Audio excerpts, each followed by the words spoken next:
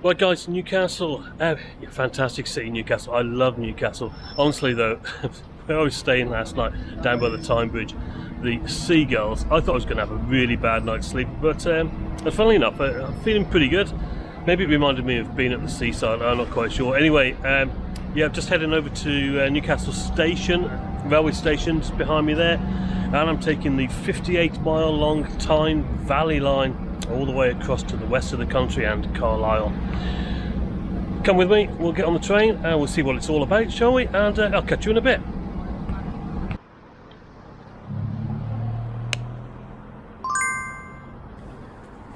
Newcastle railway station. This grade 1 listed building's frontage is really impressive, isn't it? Opened in 1850, it's on the London to Edinburgh East Coast main line, about 268 miles north of London's King's Cross. We enter via the grand looking portico here, where prior to 2014 it would have been full of spluttering taxis picking up and dropping off passengers. And nowadays it's obviously much less polluted, and the road has given way to retail space, ticket machines above which are plenty of departure boards, which we can have a quick look at before we turn left through these grand doors towards the station platforms. And what an entrance! Gazing past the Burger King here, you can see the arched curved roof above, and the concourse itself I think is quite light and spacious. Now, most of the other usual food outlets are in here, along with typical seating, but yeah, we need to head through the ticket barriers at this point, avoiding the pigeons, to head towards our train, which was departing over on platform 7 today, right on the far end of the station. Now that meant walking over the grand footbridge that spans the main platforms, under which LNER and Lumo trains call by every so often. It reminded me very much of two other similarly grand stations on the network, York and Bristol. I'm not sure I've got a favourite, to be honest, and they're all pretty special, aren't they? But which one would you choose, and why? Please let me know in the comments below. Okay, so I reached platform 7, a bit more exposed this one than the others really, but yeah, our train was already here, in this class 1562 car unit, which will be taking me across country this lunchtime. I jumped on board and first impressions were, yeah, fairly standard northern interior really, good space here for wheelchair users, and the rest of the carriage was laid out in the 2-2 configuration I was expecting, with a mixture of table and airline style seating. We left on time at 11:51, and I was easily able to find a table seat on what was quite a sparsely populated service at this point. We were due to arrive into Carlisle at 13:27, so yeah, journey time of just over an hour and a half to cover the 58 miles west. The first point of interest was the King Edward VII Bridge, opened in 1906 and described by some as Britain's last great railway bridge. Now, I'm photobombed here by a cross-country voyager, unfortunately, but yeah, there are some great views up the River Tyne after that, looking towards the Red Hugh Road Bridge and beyond.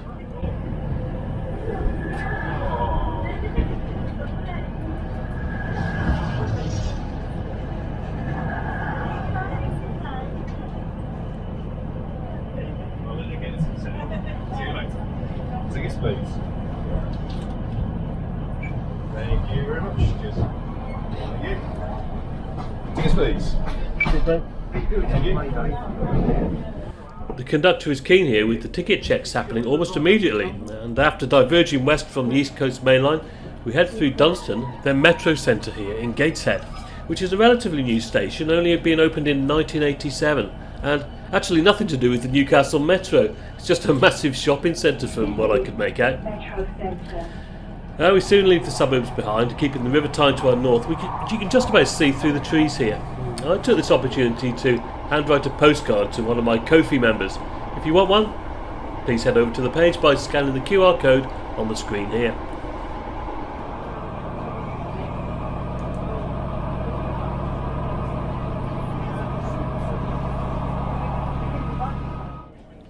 We're into Northumberland now, and Prudhoe Station, 12 miles from Newcastle, is our next stop. 1835 this station was opened, although the old station buildings built after that were subsequently demolished in the 1970s. I was photo-bombed again here, but just about managed to catch a glimpse of the Grade 2 footbridge, which was thankfully left in place, and the signal box from which the level crossing here is also controlled.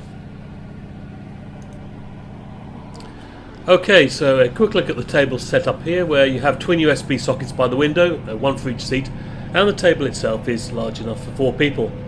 They're quite smart, I think, this colour is. The legroom is okay, unless it's busy and you get people sitting opposite you. But you can easily use a laptop at these tables if you want to work, but yeah, I prefer looking out the window really, enjoying the views. But plenty of time for work when, well, you're at work, I guess.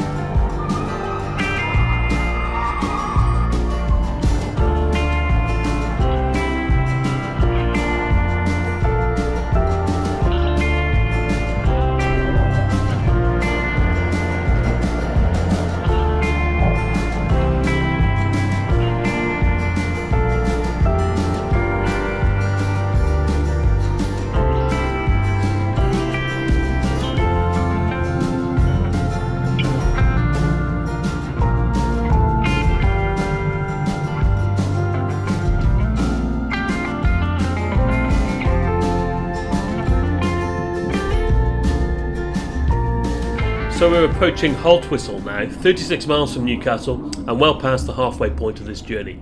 It has started to rain and I'd moved seats to try and get a view of the wonderfully quirky signal box here from 1901. I failed, to be honest.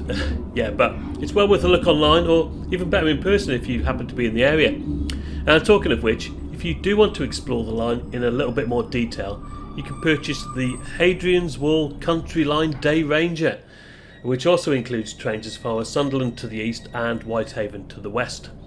Adult price at the time of this video was £25.80, and obviously you can hop on and hop off as many times as you like for that, but do you think it's a reasonable price for a day's travel? Let me know in the usual way. And it wasn't for me on this trip. I was just going from Newcastle to Carlisle, and the price I paid for that, adult single again, was just £3.80, and that for me was another absolute bargain.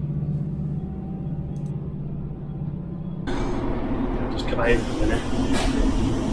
Guy sitting opposite me, it's right underneath the sign that says "Respect other passengers, please do not put your feet on the seat." Well, I'll tell you what, I'm going to put my feet on the seat next to me, and then I'm going to put my feet on the seat opposite me as well. It's like, just like, no respect is there, or no spatial awareness at all.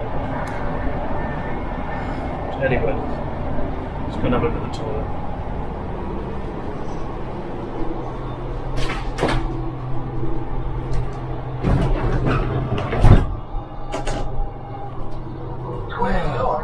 It is, yes, so mirror, toilet, hinged handbell here, and should we see if everything works on here? I think we should, as per usual, we'll try the water first. Oh, it's auto soap, okay, great. Try it. Come on. Oh, yeah, here we go.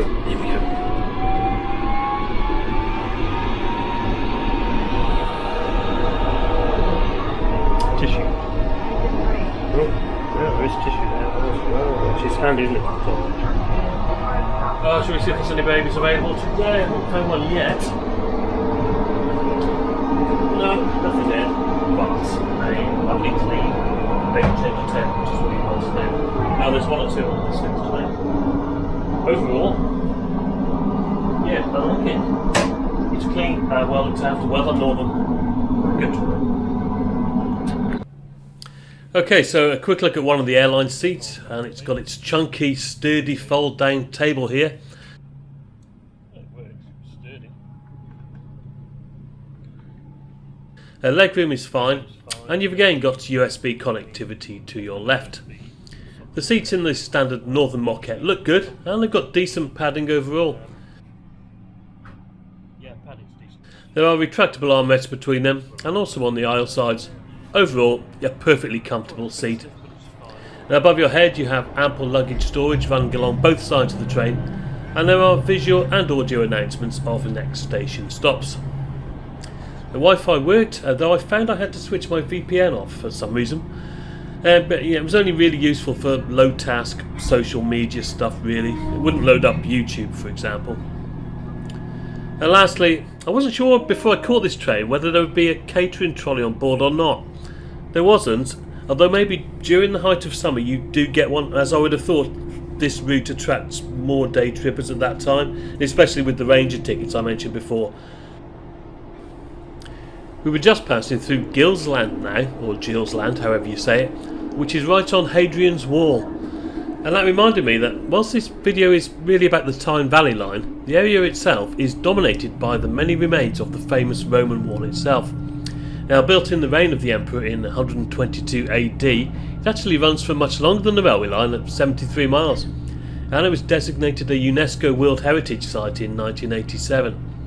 But there's so much to see in this area, and I've driven along parts of the wall in the past, but in terms of public transport, I would like to know what is the best railway station to alight at in order to see these historical remains close up.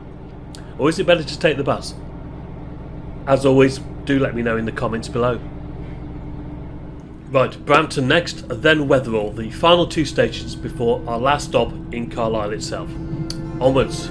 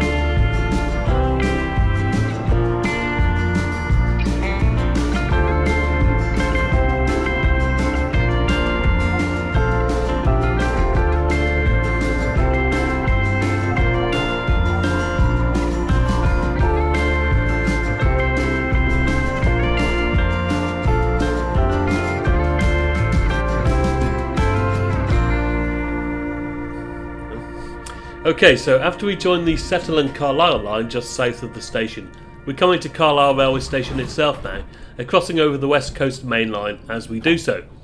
Another lovely station this, isn't there? There are so many in this part of the world. I waited until most people got off, and I stepped out into the drizzly weather and just took a minute to sum up the journey. Ooh, it's raining. Right, I'm just going to head under cover.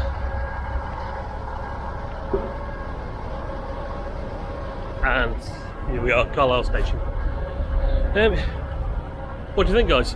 For me, yeah, the train was absolutely fine, no problem, they're clean, and yeah, we got here on time pretty much. For me, the scenery was better the further west we got, but let me know what you think. Have you been on this train? Do you prefer going from east to west or west to east? The most amazing thing for me is that in an hour and a half or so, you can get from one side of the country to the other. And that's pretty cool, isn't it, really? Anyway, I'm heading out the station now, and I'm taking a trip on a different form of transport. One that I'm not sure if I'm looking forward to or not. So, hope you can join me for that one. Thanks for joining me on this adventure. And yeah, I'm sure I'll catch you on another one soon. Cheers for watching, guys, and as always, cheers for now.